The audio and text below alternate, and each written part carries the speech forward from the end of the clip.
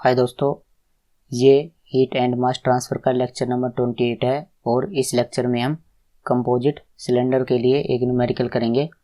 ये question number 4 है और यदि आप पहले वाले 3 क्वेश्चन देखना चाहते हो तो उनका लिंक मैंने डिस्क्रिप्शन में दिया है। तो चलिए क्वेश्चन नंबर 4 देखते हैं। देखिए, ये कुछ फॉर्मूले थे जो हमने ड्राइव किए थे होलो सिलेंडर के लिए। ये होलो सिलेंडर के लिए है और ये वाला फॉर्मूला कंपोजिट सिलेंडर के लिए है और ये लॉगरिथमिक मीन एरिया के लिए फॉर्मूला है। तो देखिए, ये क्वेश्चन नंबर 4 है, इसे पढ़ते हैं हम। Hot air at a temperature of 65 degree Celsius is flowing through a steel pipe of 120 mm diameter. तो हॉट एयर 120 mm डायमीटर के पाइप से फ्लो होती है और हॉट एयर का टेम्परेचर कितना है 65 डिग्री सेल्सियस। और देखो आगे पढ़ते हैं इसे। The pipe is covered with 2 layers of different insulating material of thickness 60 mm and 40 mm and their corresponding thermal conductivities are 0.24 and 0.4। तो जो हॉट एयर पाइप है या जो स्टील पाइप है उसका डायमीटर कितना गिवन है 120 mm। और देखो एक बात और है कि जो स्टील पाइप है इसका केवल हमें एक ही डायमीटर दिया है, इसका हमें इनर और आउटर डायमीटर नहीं दिया है। तो हम इसे केवल एक सिंगल लाइन के द्वारा दर्शाएंगे। मतलब कि हम क्या करेंगे कि एक सिंपल इस तरह से सिलेंडर बनाएंगे, ना कि हम इस तरह से कि हम 2 लाइन बनाएं। तो हमें क्या करना है कि इस तरह से एक सिंपल सिलेंडर बनाना है। तो ये जो इसके इनसाइड की तरफ है ये क्या है, एक स्टील पाइप है और इसका डायमीटर कितना है 120 mm। तो यहाँ पर लिख देते हैं कि इसकी रेडियस कितनी हो जाएगी 120/2, इसका मतलब 60 mm। और जो हॉट एयर है उनका टेम्परेचर कितना है 65 डिग्री सेल्सियस। तो जो पाइप के अंदर यहाँ पर हॉट एयर है इनका टेम्परेचर है 65 डिग्री सेल्सियस। आगे देखिए, जो इसके ऊपर इंसुलेशन है, जो फर्स्ट वाली इंसुलेशन है इसकी थिकनेस कितनी है 60 mm। तो ये जो इंसुलेशन है इसकी थिकनेस कितनी है 60 mm और इसके अपर वाली जो इंसुलेशन है इसकी थिकनेस है 40 mm। और इनकी थर्मल कंडक्टिविटी भी दी गई है। हम अज्यूम कर लेते हैं कि जो ये वाली लेयर है इनर वाली, इसकी थर्मल कंडक्टिविटी को K1 से और जो आउटर वाली लेयर है इसकी थर्मल कंडक्टिविटी को K2 से रिप्रेजेंट किया जाता है। तो K1 कितना गिवन है हमारे पास, K1 इक्वल टू 0.24 वोट पर मीटर पर डिग्री सेल्सियस। और इसी तरह से हमारे पास K2 कितना है 0.4 वोट पर मीटर पर डिग्री सेल्सियस। और हमारे पास डायमीटर दिया गया है पाइप का। देखिए, हम मान लेते हैं कि ये क्या है R1 और ये क्या है R2 और ये क्या है R3 है। तो R1 हमारे पास कितना है 60।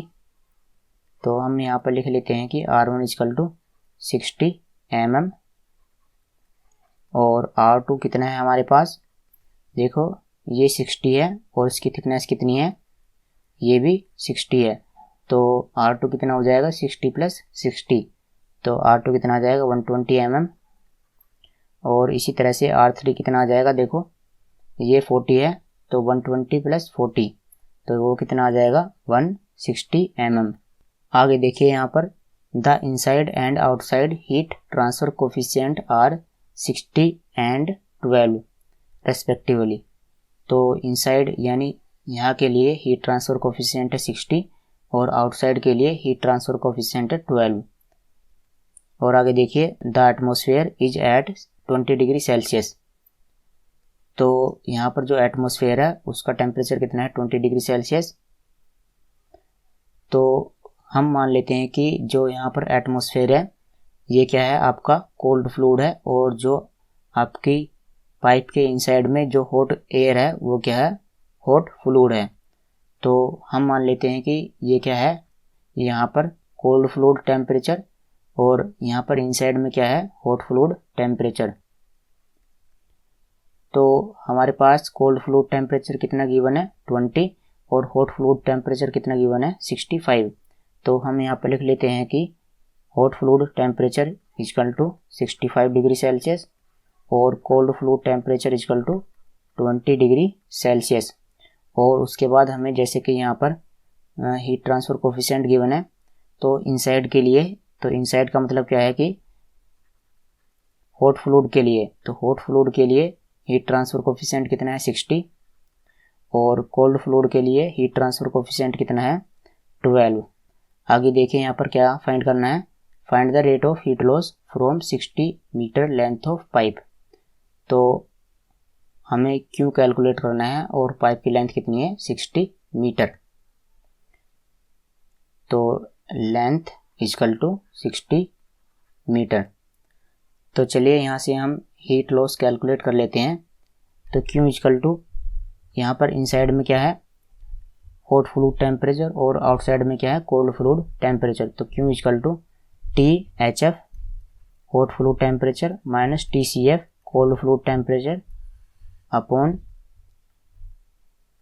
1 upon HF into 2 pi R, यहाँ पर रेडियस क्या आएगी R1 इंटू L, और उसके बाद फर्स्ट लेयर के लिए क्या आएगा देखो log R2 upon R1 upon 2 पाई K1 into L, plus second वाली लेयर के लिए देखिए log R3 upon R2 upon 2 पाई K2 इंटू L, और उसके बाद यहाँ से लेकर के यानी T3 टेम्परेचर से TCF टेम्परेचर के लिए आपका ये वाला टर्म लिखा जाएगा। तो क्या आएगा 1 अपॉन HCF इंटू 2 पाई R2 इंटू L।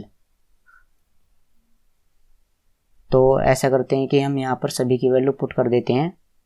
तो देखिए Q equal to hot fluid temperature कितना है 65 और कोल्ड फ्लूइड टेम्परेचर 20। तो देखिए 65 माइनस 20 अपॉन 1 अपॉन HHF कितना है 60 इंटू, देखो ये जो है 2 पाई L, ये यहाँ पर कॉमन है, तो जो 2 पाई L है इसे हम कहाँ पर लिख लेते हैं ऊपर की तरफ। तो इसकी वैल्यू हम ऊपर की तरफ पुट कर देते हैं।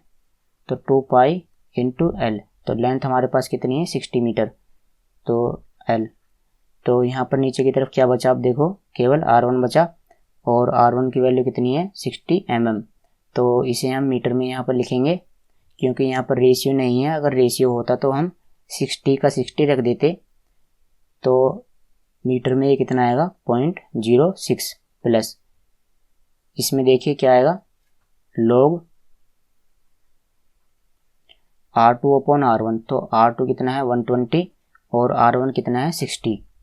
तो आप यहाँ पर mm में रख सकते हो,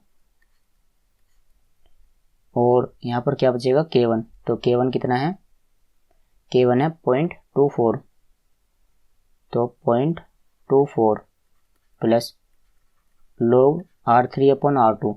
तो R3 कितना है 160 और R2 120, तो 160 अपॉन 120 अपॉन K2।